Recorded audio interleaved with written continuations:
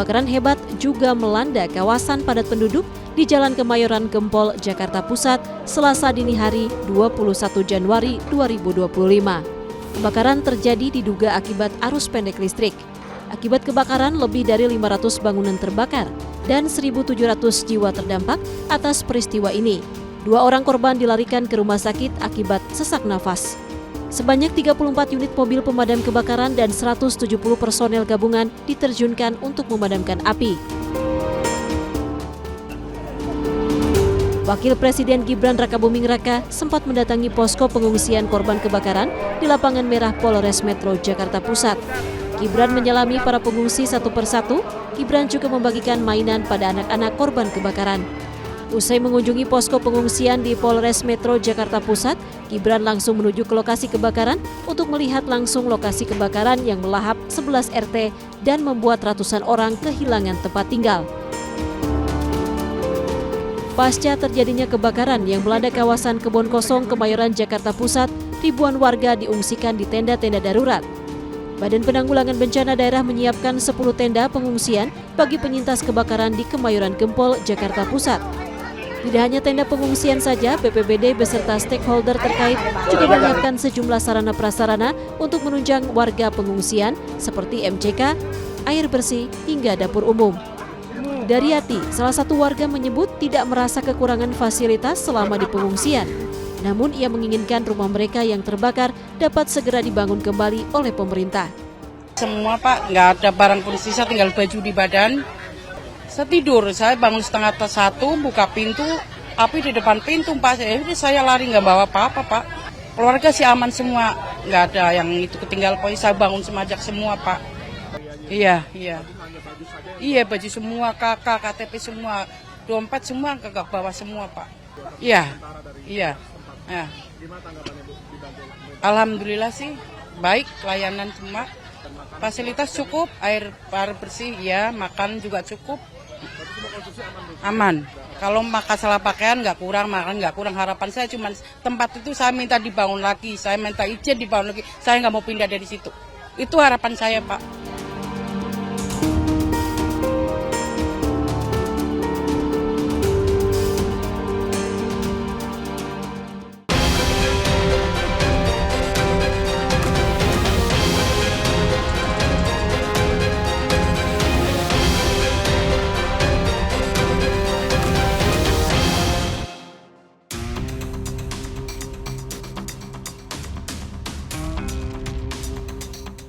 Pemirsa, kebakaran yang melanda kawasan Kelurahan Kebon Kosong, Kemayoran, Jakarta Pusat menghanguskan ratusan rumah warga. Ribuan warga pun terdampak. Lantas bagaimana bentuk penanganannya? Saya akan coba bertanya langsung kepada PJ Gubernur Jakarta, Teguh Setiabudi dalam program One on One.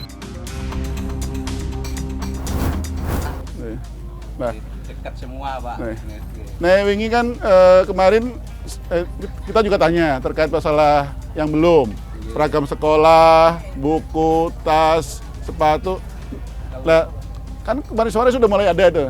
Sampun dipun bagi. Dereng kalau seragam sekolah, Oh, dereng. gitu ya. Nanti kan wali kota nih ya. Gimana Pak Wali Kota? Sebagian sudah. Nah, kan seperti ya, tapi sebagian ada yang belum. Tapi kita akan coba lah. Ya. Hanya memang semua warga kalau bisa harus bisa dibangun lagi. Karena kenapa Pak? Tempat di situ udah berpuluh-puluh tahun istilahnya. Bapaknya udah berapa lama di situ? Saya udah 40 tahun. 40 tahun. Ya. Ya cobalah nanti kita koordinasikan, komunikasikan ya. Yang penting nanti saya juga menyampaikan gitu kan.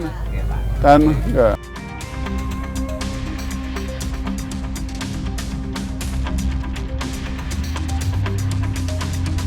Ya, pemirsa, saat ini saya sudah bersama dengan PJ Gubernur Jakarta, Bapak Teguh Setiabudi. Pak, apa kabar, Pak? Alhamdulillah. Baik ya, Pak ya. Pak, saat ini kita berada di lokasi pengungsian dari kejadian kebakaran Kemayoran beberapa waktu lalu. Sejauh ini, Pak, penanganan yang sudah dilakukan oleh Pemprov Jakarta sendiri seperti apa, Pak? Ya, pertama, kami ya sampaikan dari pemerintah provinsi pastinya prihatin dengan musibah kebakaran ini. Tapi karena ini ada musibah, tentu saja pemerintah provinsi segera melakukan penanganan. Yang pertama adalah terkait masalah penyelamatan, evakuasi yang kita lakukan. Begitu kita menerima laporan ada kebakaran, tim dari Gulkarmat, Dinas Penanggulangan Kebakaran dan Penyelamatan, itu langsung turun melakukan upaya pemadaman, dan alhamdulillah ini beritanya kan kurang lebih kita terima sekitar pukul 1.00 ya dini hari, dan pas subuh bisa kita lakukan pemadaman dan kemudian pendinginan. Dan pastinya kemudian juga kita ambil langkah-langkah bersama dengan BPBD, dengan seluruh dinas sosial, kesehatan, adalah bagaimana kita juga melakukan penyelamatan dan juga pengamanan. Antara lain misalnya dengan bagaimana kita memberikan tenda-tenda itu untuk pengungsi. Nah, alhamdulillah kita juga bisa lakukan, dan sekarang tenda-tenda sudah kita dirikan sejak hari pertama.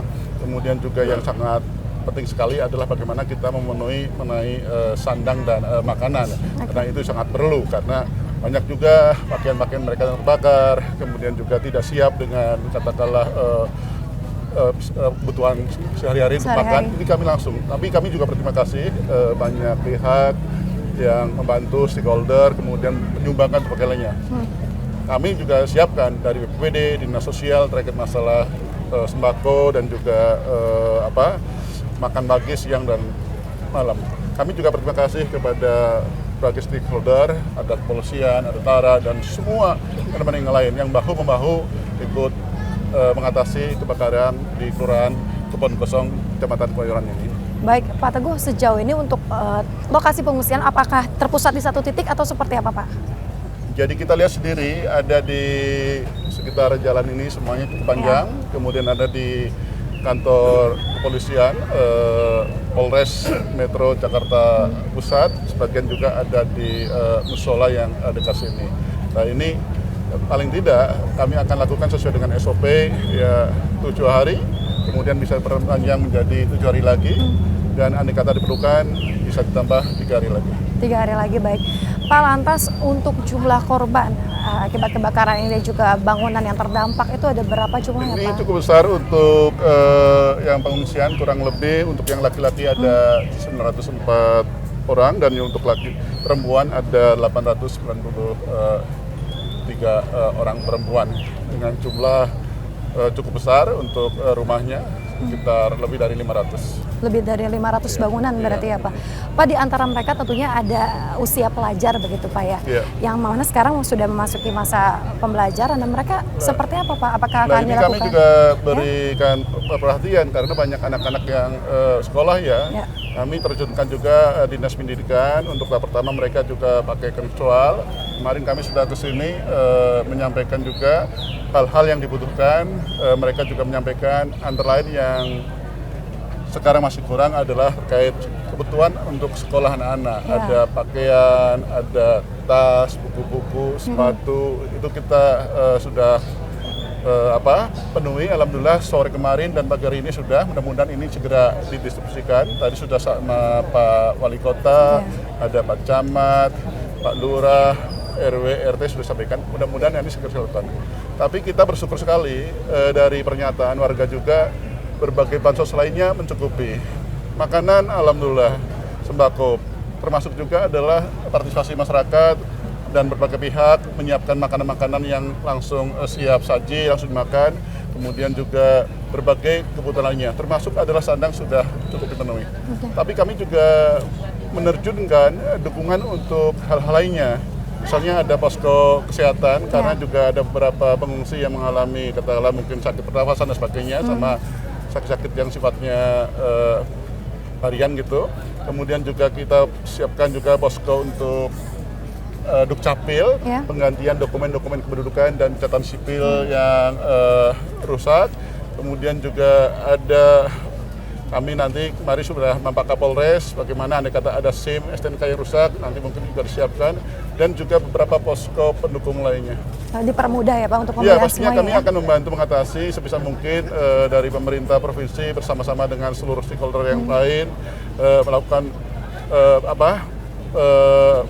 proses bantuan untuk katakanlah memudahkan ataupun untuk mengurangi beban yang ada di dalam musibah kebakaran ini, sehingga pengungsi nanti bisa cepat bangkit lagi. Oke, Pak, untuk anak-anak sendiri terkait dengan trauma healing mungkin ada yang diberikan pada anak-anak dari Ya, Pemprov? ini kami juga dengan Dinas Kesehatan juga ada pihak lain yang terkait, Dinas Sosial juga melakukan seperti itu, ada trauma healing.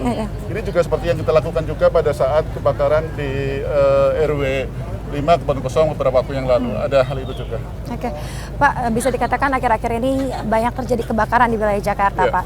Ini apakah berkaitan juga dengan banyaknya gedung di Jakarta yang belum memenuhi proteksi kebakaran? Bisa diceritakan seperti apa, Jadi Pak? kebakaran sebenarnya? ada yang lokasinya ada di pemukiman, gitu ya, ada juga di gedung-gedung ya. Pastinya ini kami juga untuk di pemukiman, kami lakukan sosialisasi, edukasi melalui perangkat wilayah, juga perangkat daerah kami, dinas-dinas yang terkait. Kemudian juga bagaimana kami juga memasang himbauan-himbauan, misalnya terkait bahaya listrik dan sebagainya. Kemudian juga jangan katakanlah menjaga masalah kompor dan sebagainya.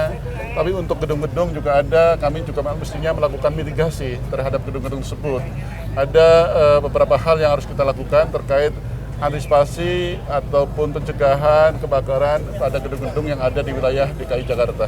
Oke, Pak, mungkin ada datanya, berapa jumlah gedung di Jakarta yang belum memenuhi standar proteksi kebakaran? Itu nanti biar Pak Kadis Kulkarmat yang menyampaikan. Kebetulan Pak Kadis Kulkarmat juga bersama kita, jadi untuk jumlahnya kurang lebih secara teknis biar Pak Kadis Kulkarmat saja menyampaikan. Oke, baik. Ya, pemirsa, saat ini kita sudah bergabung pula dengan Bapak Satriadi selaku Kepala Dinas Gulkarmat Provinsi Jakarta. Pak, apa kabar, Pak? Baik, alhamdulillah. Baik, sehat. Pak, tadi kita sebelumnya membahas terkait dengan proteksi kebakaran untuk standar gedung di Jakarta. Sejauh ini, Pak, bagaimana, Pak, berdasarkan pemantauan Pemprov Jakarta, berapa jumlah gedung yang dirasa masih belum memenuhi standar tersebut? Iya, untuk jumlah bangunan di Provinsi DKI Jakarta, bangunan tinggi, itu ada sekitar 1.200 gedung. Dari 1.200 itu ada 300 gedung yang belum memenuhi persyaratan keselamatan kebakaran gedung. Nah, hanya ini memang bukan berarti kita akan lakukan penegakan langsung, tapi harus melakukan pembinaan atau pengawasan. Jadi tahapan-tahapan perbaikan dari para pemilik dan pengelola gedung selalu dilakukan. Nah, ini datanya dinamis, tidak statis, jadi berkembang terus. Apabila ada perbaikan, maka data itu akan berkurang menjadi memenuhi persyaratan. Gitu. Oke. Lantas berarti sejauh ini belum ada sanksi yang diberikan atau seperti apa, Pak? Kalau sanksi kita belum ada yang kita berikan, karena kan nanti sanksi itu melalui proses lagi, ketentuannya ada PPNS-nya sebagai penegak peraturan. Nanti harus ada timnya lagi. Oke. Gitu kan. Oke, untuk sertifikasinya sendiri, Pak, standar apa saja yang harus memenuhi? Ya, ada 4 hal yang kami periksa setiap gedung itu. Pertama, terkait dengan proteksi kebakaran aktif dan pasif di gedung tersebut, ada atau berfungsi atau tidak, seperti sprinkle, smoke detector, kemudian aparnya tersedia atau tidak. Kemudian yang kedua adalah 2 tangga penyelamatan evakuasi, tersedia atau tidak, dalam keadaan baik atau tidak. Jangan sampai jalur evakuasi itu ditaruh barang-barang yang tidak dalam peruntukannya. Kemudian yang ketiga adalah MKKG, manajemen keselamatan kebakaran gedung. Nah, gedung itu dalam kesiagaannya seperti apa, siapa berbuat apa pada saat terjadi kebakaran, itu sudah ada terstruktur, Mbak. Nah, kemudian yang keempat adalah akses petugas pemadam kebakaran masuk ke dalam gedung tersebut. Nah, 4 hal itu yang kami periksa di setiap gedung di Provinsi DKI Jakarta. Oke, Pak, kalau tadi kan berbicara terkait dengan gedung-gedung kayak di Jakarta, tapi kalau di kasusnya di Kemayoran adalah kebakaran terjadi di lingkungan pemukiman warga. Itu sendiri seperti apa, Pak, untuk pencegahannya? Iya, jadi memang kalau di pemukiman ini perlu peran serta partisipasi masyarakat ya, kaitan dengan pencegahan kebakaran di lingkungan. Memang 63% frekuensi kebakaran di DKI Jakarta itu diakibatkan karena akibat dari arus pendek atau korsleting listrik.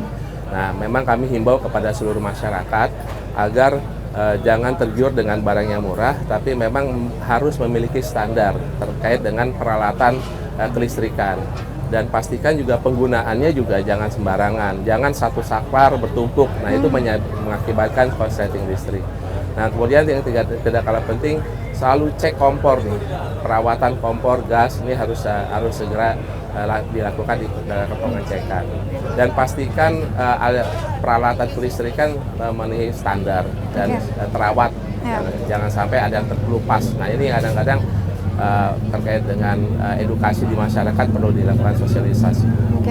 Tapi terima kasih banyak Pak Satriadi selaku Kepala Dinas Kulkamar Provinsi Jakarta sudah bergabung bersama kami. Tapi pemirsa, kita akan lanjutkan perbincangan masih tetap dengan PJ Gubernur Jakarta Pak Teguh Setiabudi. Tetaplah bersama kami. Awalnya saya masih tidur nih, ibu saya balik dari dagang.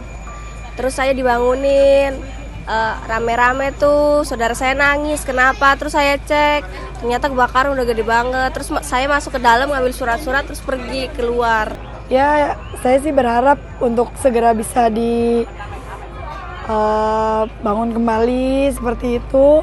Ya mungkin untuk sementara kita, ya kalau memang masih untuk di posko atau gimana ya kita terima-terima aja. Tapi kalau untuk di rusun sih banyak yang nggak setuju. Bukan cuma dari saya pribadi, tapi untuk keluarga dan warga saya semua nggak setuju gitu.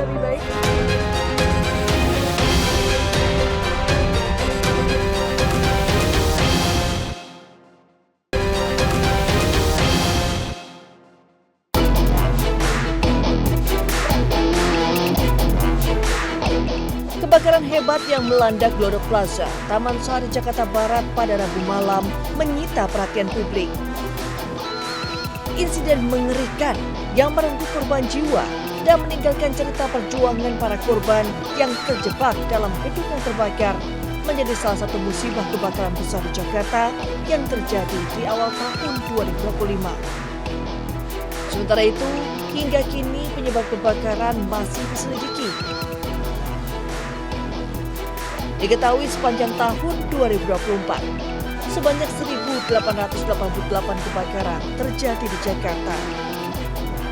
Di antaranya di Jakarta Selatan 491 kejadian, Jakarta Barat 465 kejadian, Jakarta Timur 427 kejadian, Jakarta Utara 268 kejadian, dan Jakarta Pusat 237 kejadian.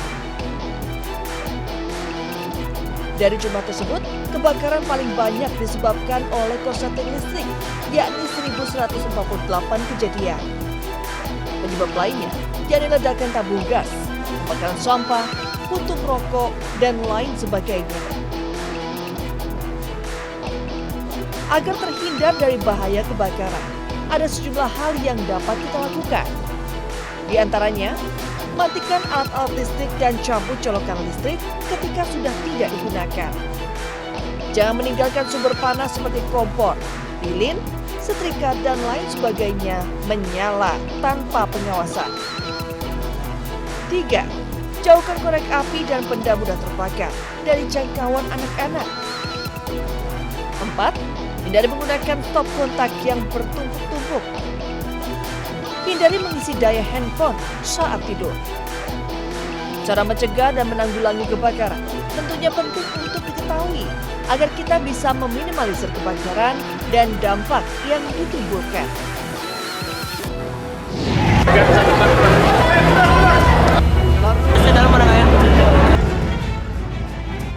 Tak ada yang menyangka, hingar-bingar dan sukacita di Glodok Plaza malam itu menjelma petaka.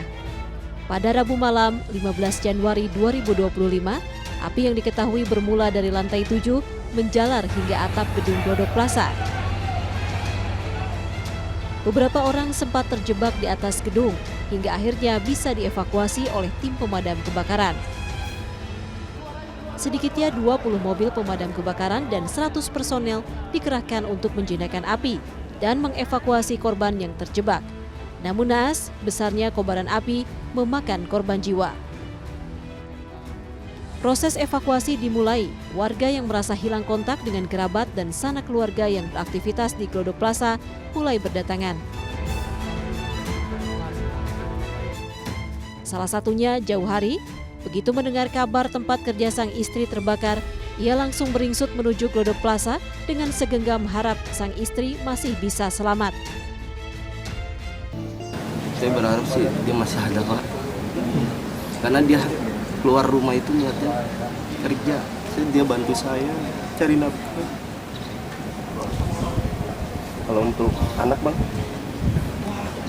anak sih nanya mulu, bunda mana? Kemudian saya bilang lagi lembur. Ya emang. Selama proses evakuasi berlangsung, tim gabungan menerima laporan 14 orang hilang dan 12 kantong jenazah berisi body part telah diserahkan ke RS Polri Kramat Jati, Jakarta Timur. Evakuasi hingga proses identifikasi masih berjalan. Para keluarga korban pun berdatangan untuk memberikan data antemortem guna kepentingan identifikasi. Imbas dari kebakaran yang terjadi, sedikitnya 650 tenan di Glodok Plaza berhenti beroperasi. Meski begitu, belum bisa ditaksir kerugian pasti yang dialami tenan. Pastinya sih di atas ratusan juta ya, karena kita punya toko itu sampai 650 toko yang semua kegiatan dari lantai LGF sampai lantai 7 ya. Para pemilik tenan belum diperkenankan untuk masuk guna kepentingan evakuasi para korban hingga alasan keselamatan. Hingga 24 Januari, kepolisian berhasil mengidentifikasi 3 korban kebakaran Glodok Plaza. Tiganya teridentifikasi berdasarkan pemeriksaan sampel DNA yang diberikan pihak keluarga. Body part dengan nomor PNJ garing Glodok garing 002 cocok dengan data antemortem nomor 10. Teridentifikasi sebagai Suki Fitria Raja, laki-laki 42 tahun, teridentifikasi berdasarkan pemeriksaan DNA. Yang kedua, body part dengan nomor PNJ garing Glodok garing 003 cocok dengan data antemortem nomor 2, teridentifikasi sebagai Aulia Belinda Karupak, perempuan 28 tahun, teridentifikasi berdasarkan pemeriksaan DNA dan medis. Yang ketiga, body part dengan nomor PNJ garing Glodok 004 cocok dengan data antemortem nomor 11, teridentifikasi sebagai Osima Yukari, perempuan 29 tahun, teridentifikasi berdasarkan pemeriksaan DNA. Jadi ada 3, Bapak Ibu sekalian. Untuk sementara ada 8 kantong body part yang masih memerlukan pendalaman. Kami mohon dukungan, doa Bapak Ibu semua, masyarakat, dan kami juga memohonkan keluarga yang merasa kehilangan bersabar, karena kami akan melaksanakan kembali pendalaman terhadap yang belum ditemukan ini. Sementara itu, hingga kini polisi belum dapat melakukan olah TKP di lokasi kebakaran Glodok Plaza karena masih banyak material kebakaran yang menumpuk di lokasi. Setiap hari hingga kemarin sore, tim gabungan dari BPBD, pemadam kebakaran, kemudian dari personil Polda Metro Jaya dan Polres Metro Jakarta Barat, juga Polsek Taman Sari, kemudian dari DVI dan dari Dokpol Polda Metro Jaya pun masih melakukan penyisiran. Namun karena kondisi di TKP banyak barang-barang material dari bangunan yang terbakar masih bertumpuk, sehingga prosesnya masih terus berjalan pembersihan barang-barang yang bertumpuk. Setelah barang-barang yang bertumpuk bisa diangkat, nanti tim penyisiran akan melakukan penyisiran. Apabila semuanya sudah selesai pembersihan tumpukan barang-barang material dan nanti dari Lab 4 menyatakan sudah clear dan bisa dilakukan olah TKP, baru dilakukan olah TKP. Pihak kepolisian akan terus berupaya melakukan pengusutan terkait penyebab kebakaran. Tim Liputan melaporkan.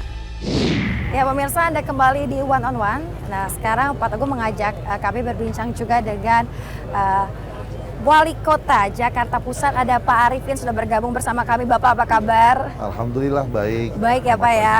Bapak selaku Wali Kota Jakarta Pusat melihat kebakaran terjadi di wilayah Bapak ini seperti apa Pak?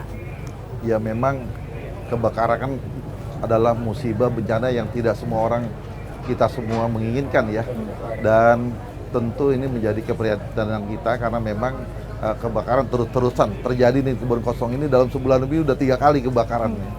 Nah ini juga harus dipelajari kenapa ini terjadi kebakaran. Apakah ada betul-betul dari listriknya yang kurang baik ya digunakan.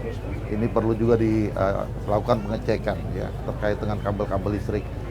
Kami terus terang bahwa kebakaran yang ada di kebun kosong ini mencakup yang cukup besar, lebih dari 500-an rumah yang terbakar. Ya tentunya kita mengajak dan mengimbau warga masyarakat untuk lebih memperhatikan segala bentuk apapun yang memungkinkan terjadinya peristiwa kebakaran itu berulang kembali. Tentu itu yang harus kita terus ingatkan kepada warga masyarakat. Itu kan imbauan Bapak kepada masyarakat gitu, khususnya warga Jakarta Pusat. Tapi Bapak ada nggak Pak hal-hal yang disampaikan oleh masyarakat kepada Bapak selaku pemimpin begitu ya untuk daerahnya sendiri terkait apa saja keinginan masyarakat agar ya tentunya kebakaran seperti ini tidak terjadi kembali Pak? Ya sebenarnya warga masyarakat itu keinginannya sih banyak. Mintanya sesuatu sama pemerintah masih banyak ya.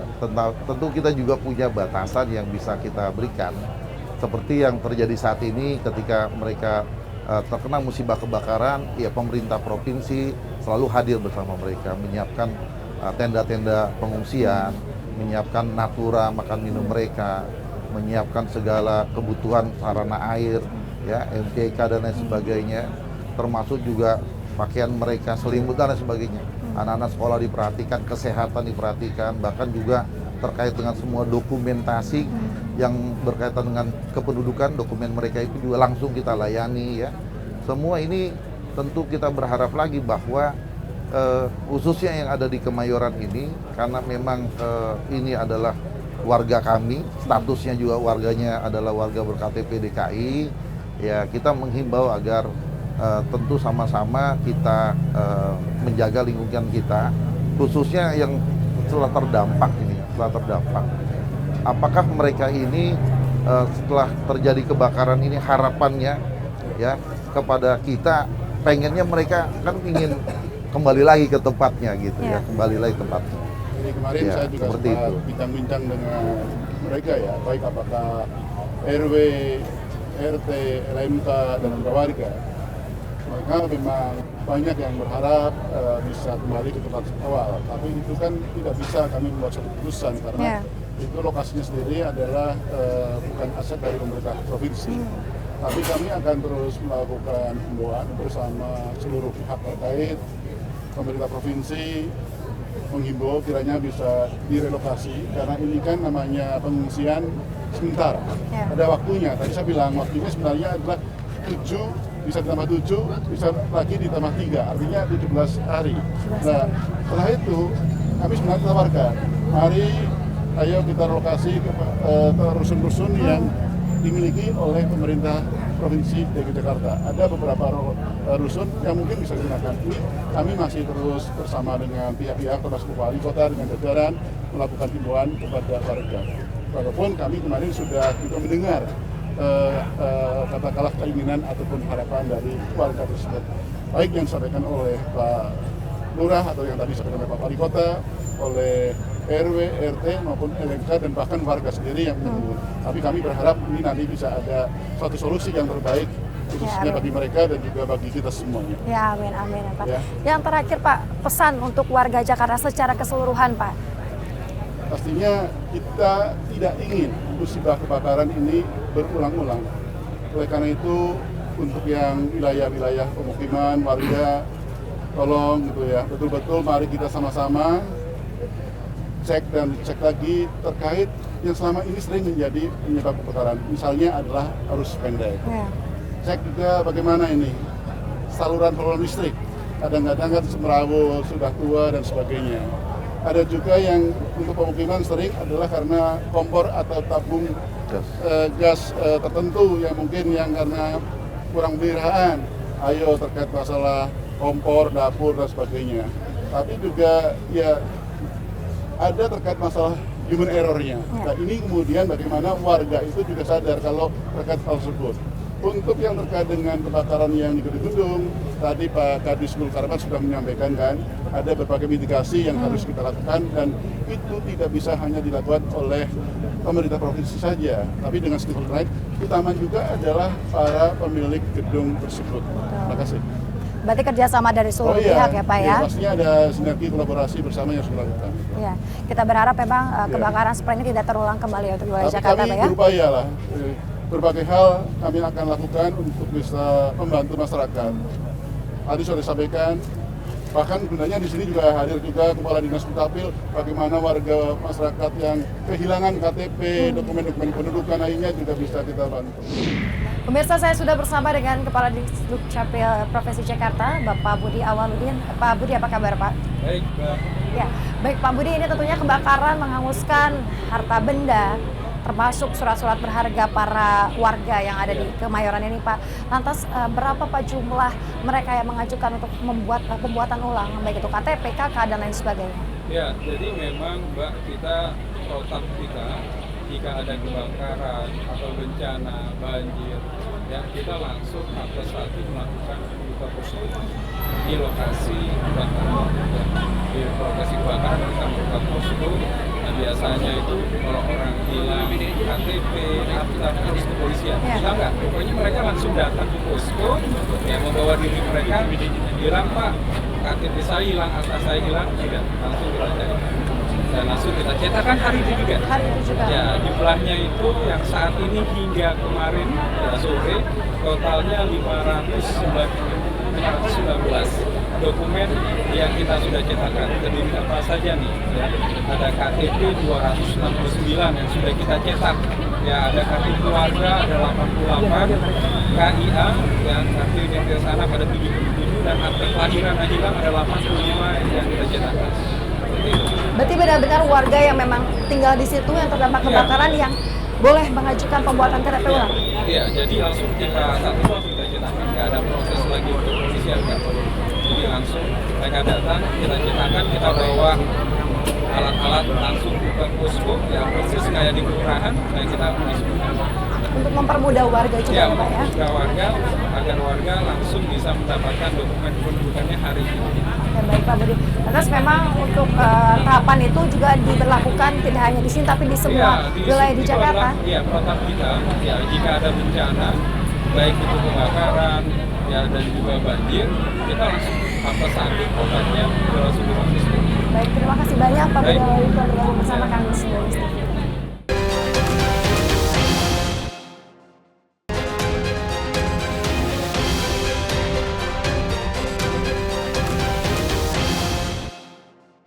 Ya pemirsa, saat ini saya sudah bersama dengan Kepala BPBD Provinsi Jakarta, Bapak Maruli, dan juga sudah ada Ibu Premi Lasari selaku Kepala Dinas Sosial ya Provinsi Jakarta. Bu Premi, terkait dengan tindakan-tindakan yang dilakukan oleh Dinsos Jakarta sendiri pada saat kebakaran di Kemayoran terjadi, apa saja Bu sejauh ini? Jadi memang kami bersama perangkat daerah terkait di bawah komando dari BPBD Provinsi DKI Jakarta, pertama adalah berusaha memastikan bahwa pemenuhan kebutuhan dasar bagi para korban pengungsi ini terpenuhi. Terutama tadi dalam pemenuhan tadi sudah disampaikan oleh Kepala BPBD, hunian sementara buat para pengungsi ini kami langsung bangun koordinasi dengan berbagai pihak mulai dari TNI, Polri, BPBD, kemudian juga Dinas Sosial sendiri, kemudian dari Kementerian Sosial untuk pembangunan hunian-hunian sementara tenda. Cukup banyak tenda yang terpasang di sini, hampir lebih dari 27 tenda gitu ya. Untuk karena pengungsinya cukup besar dan juga ada beberapa lokasi di musola juga ada gitu ya. Itu yang pertama. Kemudian kedua, bagaimana masyarakat dia tetap bisa makan. Nah, ini yang kita berkolaborasi juga pemenuhan kebutuhan makan mereka dari BPBD juga menyediakan BPBD, kemudian dinas sosial sendiri, kemudian juga beberapa pihak kita mencoba berkolaborasi dengan berbagai pihak. Alhamdulillah banyak sekali bantuan-bantuan dari pihak CSR yang bisa mensupport dari penghuni. Dan yang ketiga yaitu layanan dasar psikososial buat anak-anak. Anak-anak pasti mengalami trauma. Bagaimana anak-anak itu mereka tetap bahagia di pengungsian, kami melakukan layanan dasar psikososial buat anak-anak. Ya, semacam trauma healing ya, Bu ya.